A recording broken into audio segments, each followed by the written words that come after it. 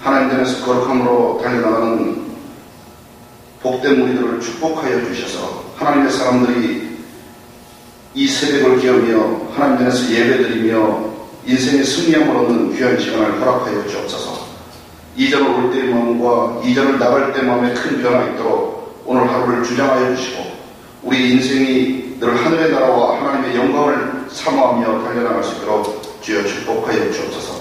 이 시간 말씀으로 하나님의 영으로 충만하여 아버지여 종들의 가정으로 기업 속에 또 섬기는 재단 속에 역사하셔서 마땅히 갈 길을 기도 인도하여 주옵소서. 살아계신 생명의 주 예수 그리스도의 이름으로 기도드립니다.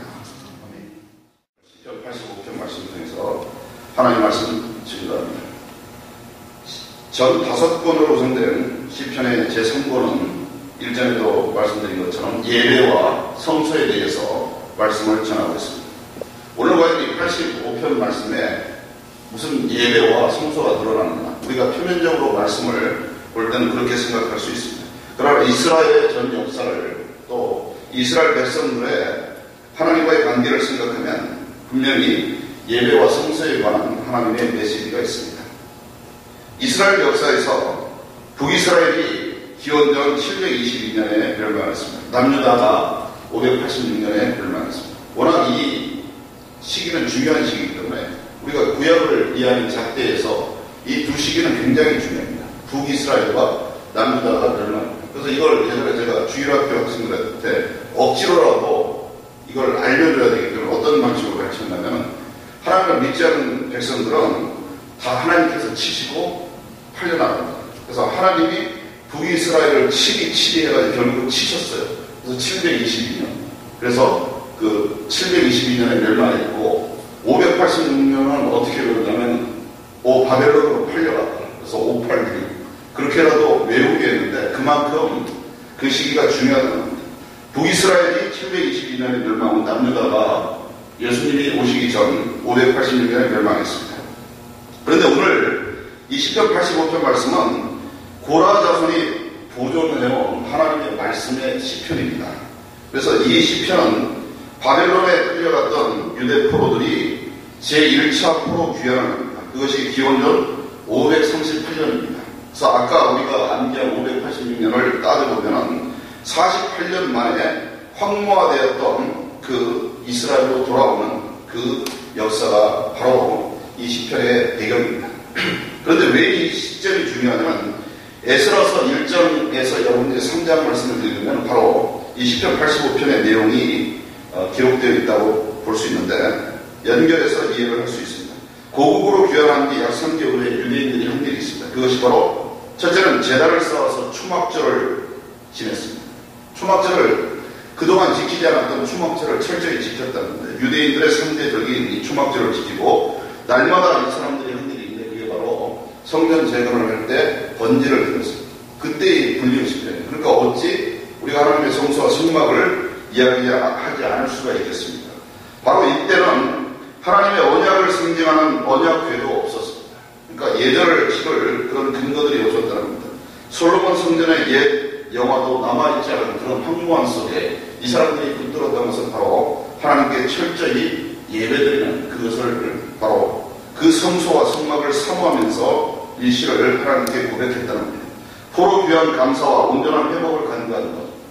어떻게 보면 저는 이 시편 85편을 마치 이스라엘의 한 타임머신과 같은 그런 역사가 기록되어 있는 그 장이라고 그렇게 평가를 하는데 그것이 왜 그러냐면 이스라엘의 포로기 전후에 그 과거와 현재와 또 미래가 정확히 예측되어 있기 때문입니다.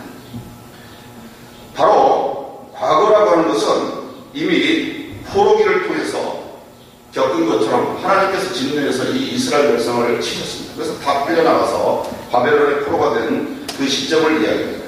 그리고 현재라고 하는 것은 바로 포로기 후에 지금 귀환한 바로 지금 이 시점. 이것이 아마 현대사회를 사는 우리들의 때로는 하나님에 대한 신앙과 우리의 삶을 혐오하면 똑같은 그런 위치에 있는 현재의 시점이라고도 할 수 있습니다. 미래라고 하는 건 뭐냐면 귀환의 감격을 체험한 백성들이 언약을 반드시 성취하시는 하나님의 신실하심을 찬양했다는 것이 바로 오늘의 주제라는 겁니다. 언약을 반드시 성취했다는 건 무슨 말씀인가면 하나님께서 바로 유다 족속을 통해서 후대를 이루시겠다고 약속을 하셨습니다. 그 귀한 믿음의 역사가 바로 다윗 가문을 회복시켜서 영구히 보존하겠다고 하신 그 언약을 성취하셨다. 그러니까 하나님의 언약은 변개함이 없습니다.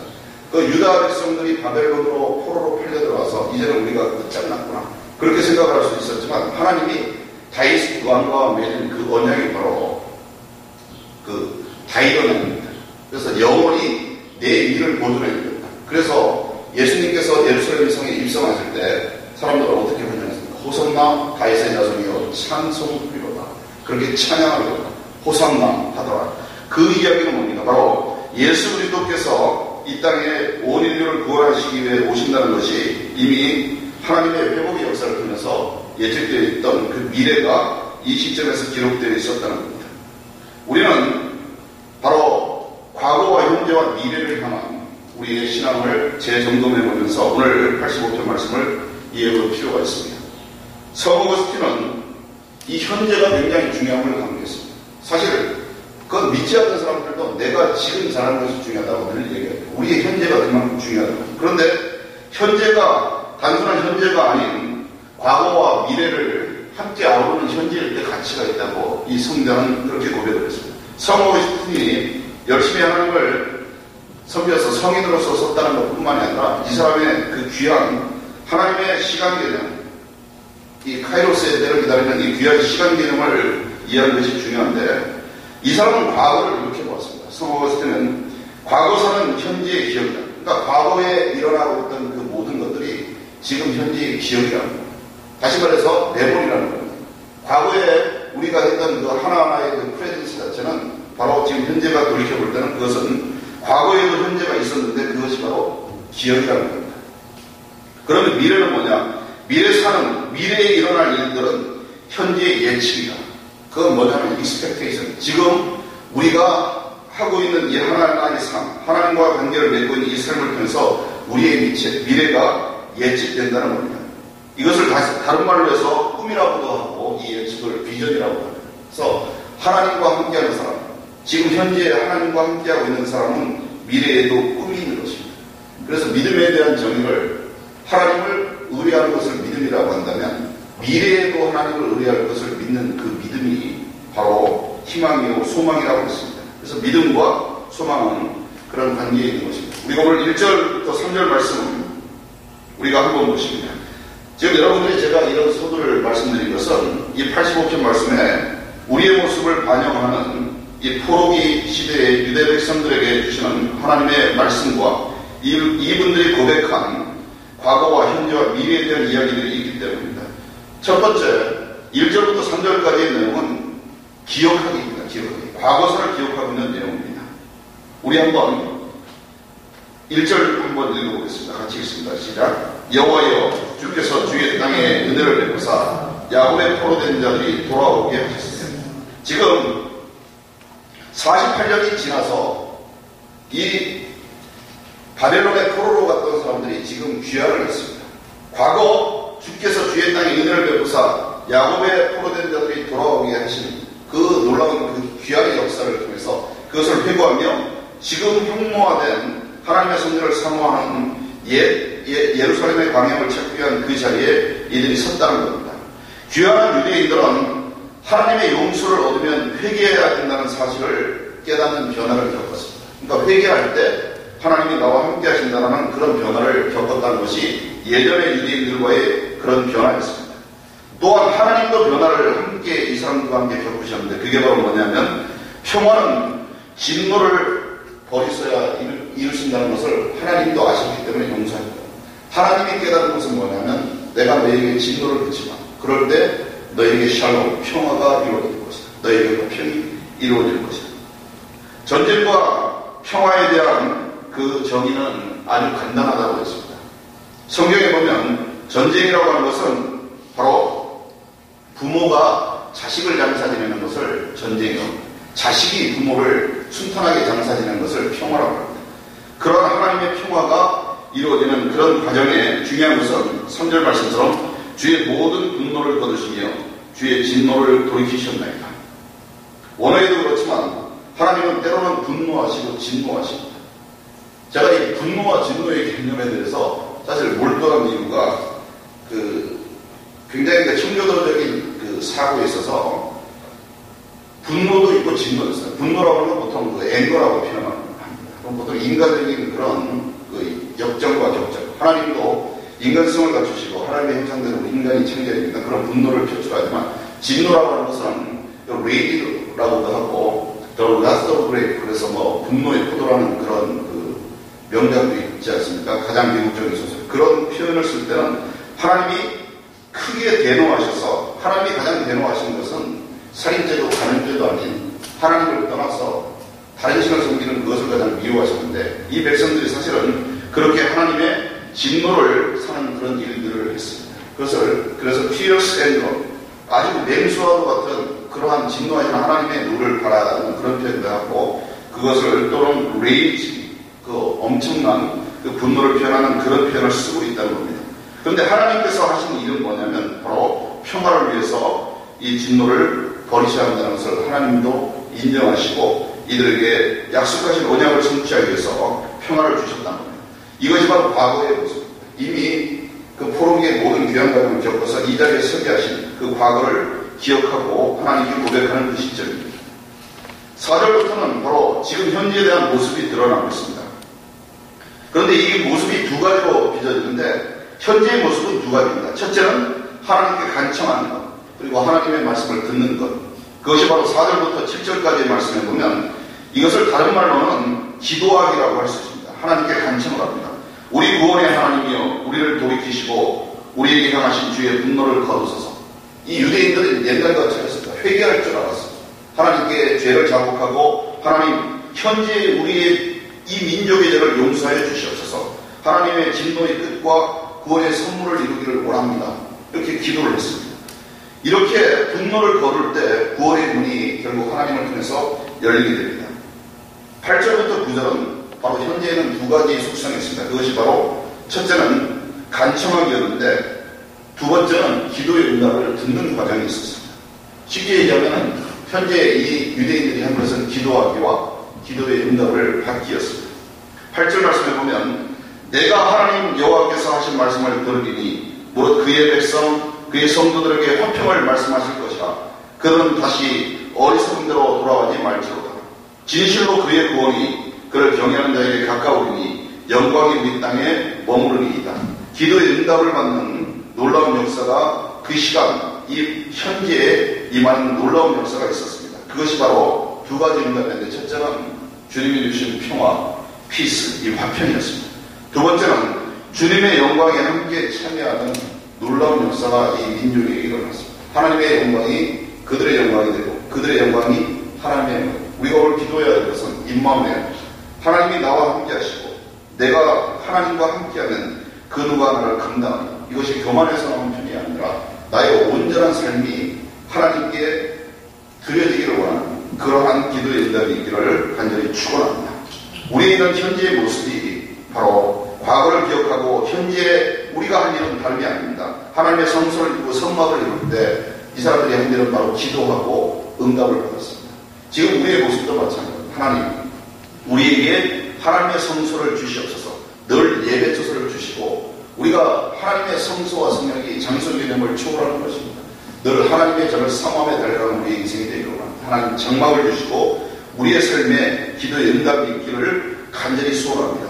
그런 기도가 우리 현재에 있기를 바랍니다. 그럴 때 마지막 단계가 바로 미래에 일어날 기대하는 이런 예측이 일어납니다. 그것이 바로 10절부터 13절까지의 말씀인데 이 놀라운 역사를 우리 같이 읽겠습니다. 10절부터 13절 말씀을 다 같이 읽겠습니다. 시작. 이레와 진리가 같이 만나고 의와 화평이 서로 입맞추었으며 진리는 땅에서 솟아나고 의는 하늘에서 부어오도다. 여호와께서 좋은 것을 주시리니 우리 땅이 그 산물을 내리로다. 의가 주의 앞에 앞서가며 주의 길을 닦으리로다. 아멘. 바로 이 하나님의 놀라운 미래에 대한 축복을 바로 인애와 진리 그리고 의와 화평으로 표현을 하고 있습니다.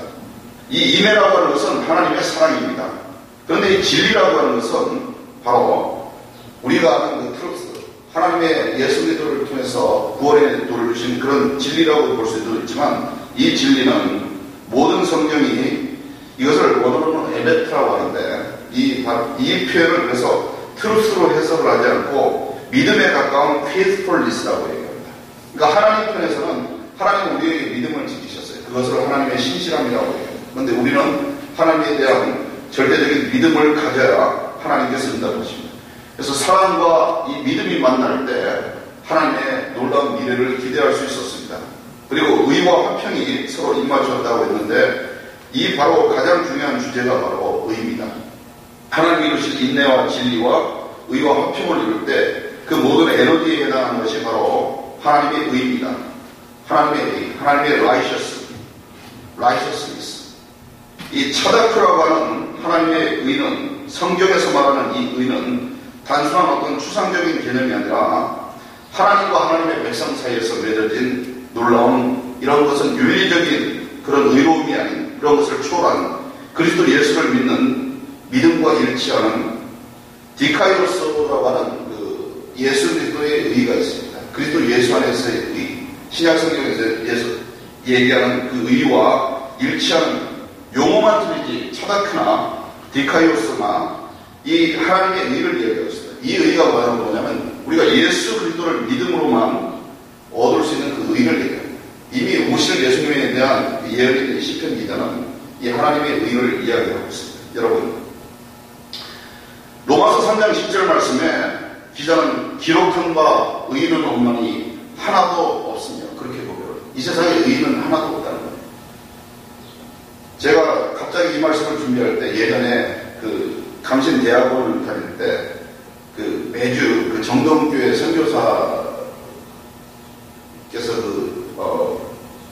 주도하시는 그 성경 공부를 한 적이 있어요. 그러니까 영어로 성경 공부를 하는데 거기 보면 뭐 역사 신학 교수님들도 오시고 그래서 말이 성경 공부지. 그 당시에 굉장히 그 세브란스 그 선교사님이 한 분 계셨는데 그 헬렌이라는 선교사가 그 주도하셨는데 거기 굉장히 그 신학적인 도움도 많이 받고 제가 그때 굉장히 큰 도전을 받았어요. 그래서 몇 년은 좀 빠지지 않고 그렇게 갔는데 그분이 갑자기 그만두시고 제가 캐나다 오기 전에 그 미국 UMC에서 목회를 가서 이렇게 오신 그 한국계 그 목사님이 계신데 김태 목사님, 그분의 성함이 몇 달밖에 안 됐는데 그분의 성함이 백시라는 것밖에 생각이 안 나요. 그런데 그 백 목사님이 이런 말씀을 늘 하셨어요. 말씀에 좀 이제 추각하셨는데 그 영어는 잘하시죠.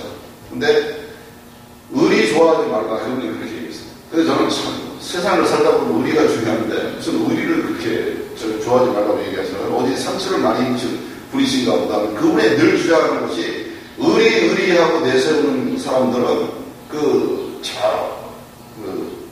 뭡니까, 그 깽단이나 이런 그 암흑가에 그런 추잡한 그 양아치들보다도 못하다. 이런 표현하고 그래서 너무 말씀이 심하십니다. 제가 어떻게 그렇게 의리를 그렇게 아주 비방을 하십니까? 제가 그렇게 얘기했어요. 근데 이분의 그 말씀과 제가 나중에 주의를 이렇게 감당하다 보면 아직도 연륜은 적지만 정말 세상이 얘기하는 그런 의리라는 건 하나도 없구나 그런 걸 깨달았어요. 우리가 인간적인 어떤 의리를 심지어 뭐 목사님들도 성도들 간에도 아무리 뭐 의리를 좋다고 해도 그것이 뭐 곤불 10년이라는 말씀이 있지만 그것이 몇 년 못 갑니다. 그리고 현재 진행 중이라고 할지라도 우리가 주님이 머리가 되시고 우리가 주 안에서 은사가 합력해서 하나님의 나라를 함께 일고 가는 신앙의 동기로서는 우리가 합력할 수 있지만 어떤 인간적으로 얘기하는 그런 의리라고 하는 것은 차별만을 강조할 뿐이지 결코 이루어질 수 없다는 것을 깨닫고 어느 순간에는 내가 무릎을 쳤습니다. 아, 이분이 은퇴를 하셔서 이렇게 의리라는 것을 비방했던 그런 귀한 이유가 있었습니다. 그것을 오늘 또 하나님의 말씀을 통해서도 제가 그 옛날 일들이 떠올랐는데 그분이 얘기한 것처럼 기록한 바 의는 없나니 하나도 없도다. 그 얘기는 우리가 인간적인 의를 붙들고 가서는 안 된다는 것입니다. 로마서 기자는 3장 21절 말씀에 이제는 율법 외에 하나님의 한 의가 나타났으니 율법과 선지자들에게 증거를 받은 것이라. 곧 예수 그리스도를 믿음으로 말미암아 모든 믿는 자에게 미치는 하나님의 의는 차별이 없습니다. 이 하나님의 의가 모든 믿는 자들에게 은혜로 우리에게 임한다는 것입니다. 그런 놀라운 의가 우리를 지킬 때 우리는 하나님의 의만을 붙들고 승리할 줄 믿습니다. 그 인애와 진리가 같이 만나고 하나님의 의가 그래서 앞서간다라는 표현을 성경 말씀 우리에게 주고 있는 것입니다. 그래서 우리는 오늘도 우리의 의가 있으면 저 십자가에 우리의 의를 다 못 받고 하나님의 의를, 하나님의 공의를 세우는 그러한 우리의 삶이 되기를 진정으로 축원합니다. 그럴 때 여호와께서는 좋은 것을 주시리니 우리 땅이 그 산물을 내리로다. 이것이 바로 사랑과 믿음이 있는 가운데 숨겨졌던 희망의 요소입니다. 여호와께서는 가장 좋은 것을 주실 것인데 그것이 바로 하나님의 의를 앞세우는 사람들에게 이런 의가 일어난다는 겁니다. 오늘 우리가 기도할 것은 우리의 작은 의라도 있으면 그 모든 것들을 내려놓고 주님이 우리 앞에 앞서가게 인도하여 주시옵소서. 우리는 주님을 뒤따르게 하여 주시옵소서. 언제부턴가 저는 그런 기도를 했습니다. 주님께서 내 발걸음을 다 지도하여 주시고 주님께서 내 손을 잡아주실 때만이 제가 낭망치 않고 실족치 않고 이 세상을 살아갈 수 있겠습니다. 내가 한 치 앞을 어찌할 수 있겠습니까? 그러나 주님께서 여기에 깊은 웅덩이가 있다, 저기에 둔턱이 있다, 그렇게 말씀하시고 그 길을 지도하실 때라야 내가 이 삶을 걸어갈 수 있겠다. 우리가 오늘 정말 우리의 작은 의라도 있으면 다 주님 앞에 내려놓고 주의 앞에 하나님의 의가 우리를 앞설 수 있도록 우리의 가정과 기업과 미래의 앞길에 하나님의 의가 선전하실 수 있도록 기도하고 응답받는 귀한 역사가 있기를 간절히 축원합니다. 기도하겠습니다. 하나님 감사합니다. 오늘도 생명의 줄을 붙들고 달려나갈 때 너의 길을 여호와께 맡기라. 저를 의지하면 제가 이루시고 내 의를 빛같이 나타내시며 내 공의를 정오의 빛같이 하시리로다 하셨으니 아버지 우리의 의가 어디 있겠습니까? 다 내려놓게 하여 주시고 오직 하나님의 의가 우리의 삶을 앞서 나갈 수 있도록 인도하여 주셔서 우리의 과거가 온전히 하나님 앞에 아름답게 기억될 수 있도록 이 현재에 충실할 수 있도록 인도하여 주시고 우리의 삶의 하나하나의 발걸음을 통하여 아버지 장차로 하나님의 나라와 아버지여 영원구원에 전력할 때 아버지여 우리가 이미 이런 이 천국을 붙들고 또 장차올 하나님의 심판의 날을 기다리며 아버지 주를 영접할 모든 준비를 할 수 있도록 이 시간 정비하는 우리의 삶 될 수 있도록 축복하여 주시고 미래를 예측하는 지혜를 얻을 수 있도록 하나님 함께하여 주옵소서. 의가 주의 앞에 앞서가며 주의 길을 닦으리라 아버지 고백하는 이 시간이 될 수 있도록 인도하여 주시고 이 시간 기도의 응답이 반드시 있도록 하나님 함께 역사하여 주시옵소서. 감사드리며 승리하는 주 예수 그리스도의 이름으로 기도드리옵나이다. 아멘.